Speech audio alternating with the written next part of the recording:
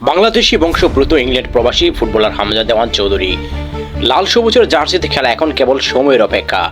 কদিন আগে তার বাংলাদেশি পাসপোর্ট হয়েছে। তাকে পেতে ইংল্যান্ড ফুটবল অ্যাসোসিয়েশনের কাছে অনাপত্তিপত্র চেয়েছিল বাংলাদেশ ফুটবল ফেডারেশন বাফুফে। সপ্তাহ তিনেক অপেক্ষার পর বাফুফেকে ইংল্যান্ড সেই অনাপত্তিপত্র দিয়েছে।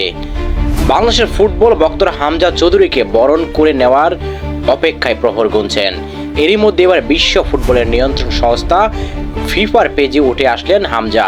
FIFA football world cup verified Facebook পেজে হামজার ছবি পোস্ট করে ক্যাপশনে লেখা হয়েছে, নতুন বাংলাদেশের আগামীর গর্ব হামজা। হামজা চৌধুরীর ইংলিশ প্রিমিয়ার লিগে লিস্টার সিটির হয়ে খেলেন। তার পরিবার Bangladeshi.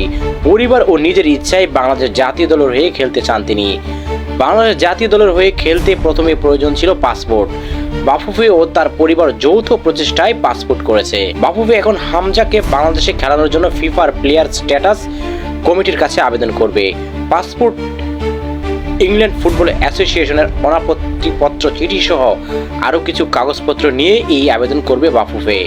FIFA player status committee সবুজ সংকেত দিলেই হামজা বাংলাদেশের হয়ে খেলার যোগ্যতা অর্জন করবেন।